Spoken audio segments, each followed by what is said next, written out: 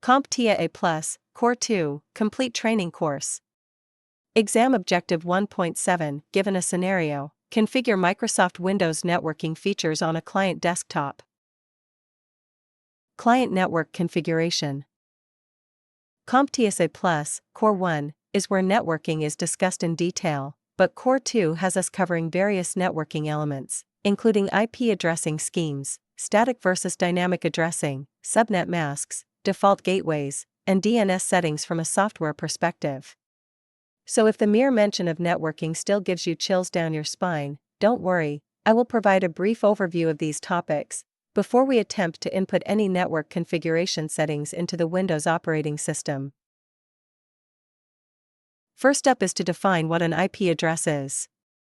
IP stands for Internet Protocol, and an IP address is a unique numerical identifier assigned to every device connected to a network. Within this definition, the keyword is assigned, as an IP address is logically assigned, can be changed, and even reassigned as needed. Currently, there are two versions of IP addresses in use: IPv4 and IPv6. IPv4, which stands for Internet Protocol version 4, is the older and more widely adopted version. An IPv4 address identifies a device in an Internet Protocol version 4 or an IPv4 network. It is worth noting that IPv4 addresses use a specific type of notation called dot decimal notation. Dot decimal notation is a way of displaying a big number in manageable chunks. In the case of an IPv4 address, each address is 32 binary digits long. This is a bit difficult to understand, so let's group this 32 binary digit address into different containers that are separated by dots. This will create 4 sets of 8 binary digits, also known as octets. Next, we will convert each octet from binary to their decimal value equivalents, resulting in a dot decimal notation that is much easier to read. With this dot decimal notation, each octet can range from 0 to 255, providing us with over 4.2 billion numerical combinations. IPv6 addresses are considerably longer than an IPv4 address, at 128 binary digits long. IPv6 addresses also use a different addressing scheme. IPv6 addresses include 8 groups of 4 hexadecimal digits, separated by colons. Each group of 4 hexadecimal digits can also be called a hextet. Next, let's explore how IP addresses are assigned to devices. There are two main methods, static and dynamic. A static IP address is manually assigned to a device and remains constant over time. This is often used for servers, printers, or other devices that need a persistent, unchanging address in order to be consistently located by other devices. On the other hand, dynamic IP addresses are automatically assigned by a service called DHCP, which stands for Dynamic Host Configuration Protocol. With dynamic addressing using DHCP, a device receives an IP address from a DHCP server when it connects to the network. This dynamic addressing using DHCP allows for efficient assignment and use of IP addresses while also preventing addressing conflicts, where 2 or more devices are assigned the same IP address. Regardless of the method used, you won't be surfing the internet and visiting your favorite websites without the correct IP settings for your particular environment. A subnet mask is used to divide an IP network into smaller subnetworks, or subnets. The process of subnetting improves network performance and security by segmenting larger networks into smaller, more manageable subnets. This allows for better control of network traffic. Think of subnetting as creating VIP sections in your network club, keeping the crowds manageable and the party going smoothly. Now, for many of you, this might be the first time hearing about subnets. And that is okay, you will definitely get an earful once you progress on to Network Plus. So for now, just have an idea of what a subnet is and what a subnet mask might look like. As for the binary math that goes with this topic, just leave that for later.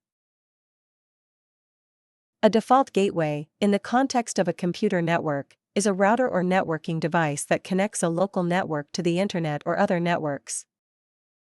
It acts as a doorway, allowing your computer or other network devices to send or receive data from outside the local network. The function of a default gateway is straightforward, yet vital. When a device on your network wants to access a website, stream a video, or download a file from the internet, it sends that request to the default gateway, as long as it knows where to find it. Next we have DNS, or Domain Name System, which is used for translating human-readable domain names, like domain.com, into IP addresses that computers can understand. When configuring DNS settings, you can specify primary and secondary DNS servers. The primary DNS server is queried first, and if it fails to respond, the secondary DNS server is used. Proper DNS configuration ensures that your network devices can resolve domain names and access internet resources efficiently. DNS is essential for web browsing, email, and any application that relies on domain name resolution. Think of DNS as the network's phonebook. It helps your devices find each other without awkward introductions. Now that we got those pesky networking details out of the way, let's work through a possible real-life problem. Imagine a scenario where a user cannot access any web pages at all but can ping the local host, the gateway, and known IP addresses on the internet and receive a response. This indicates that while the network connection itself is functioning, the DNS settings might be at fault. When the DNS is not working correctly, users may be able to reach websites by entering their IP addresses directly, but cannot resolve domain names to IP addresses, which is essential for accessing websites through URLs. Additionally, if a user selects a web search provider and a different website opens, it might indicate a redirect or a corrupt DNS record. So do you think you are ready to set up and configure a network adapter on a Windows device? I bet you are more ready than you think. But just to make sure, we can walk through it together. First, head over to Control Panel and click on the Network and Sharing Center. On the left side, click Change Adapter Settings. Next, right-click on the network adapter you want to configure, and select Properties. This will open up the Properties dialog box. There are many network settings that we can adjust here, but we will only concern ourselves with the Internet Protocol version 4, or IPv4 settings at this point in our journey. With that said, give that option a click. We will then be presented with a dialog box specific to our IPv4 settings. Now, let's take a closer look at this dialog box. This is essentially your control panel for configuring IP settings on a Windows client. Here's what you'll find and what each option means. IP address is where you enter the IP address you want to assign to the device interface. For example, you might enter 192.168.1.100 for a device on a local area network. The subnet mask helps define the IP address range of the network. When in doubt, just look for the 255. It's usually a dead giveaway. Default gateway will specify the IP address of your router, which acts as the gateway to other networks, including the internet. For instance, you might enter 192.168.1.1. Whatever you do enter, make sure it is the actual address of the default gateway, or you will be stranded in your local network. Preferred DNS server will be your primary DNS server. This server is used first to resolve domain names. Oftentimes this will match your default gateway, as many routers come with a built-in DNS server. The alternate DNS server will be your backup DNS server, which is used if the primary server is unavailable. Personally, I like to use Google's public DNS server, located at 8.8.8.8.8 as my alternate DNS server of choice.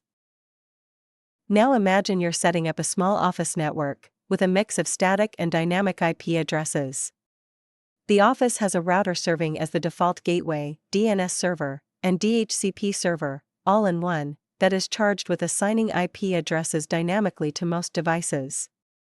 However, the Office file server needs a static IP address for consistent access. To accomplish this, you would configure the file server with a static IP address, subnet mask, default gateway, and DNS settings to ensure it's always reachable at the same address. These settings can be viewed on the left. For the dynamic IP addresses, you would ensure that all other devices are set to obtain an IP address automatically from the DHCP server. This setup simplifies network management, as you don't need to manually assign IP addresses to every device. This also prevents IP conflicts with other DHCP-assigned devices, and makes it easy to add or remove devices from the network. Keep in mind, it is still possible to have an IP address conflict between a statically assigned device and a dynamically assigned device in some situations. You could also end up with an IP address if you configure a device for dynamic assignment and the DHCP becomes unreachable. Those are the addresses that begin with 169.254.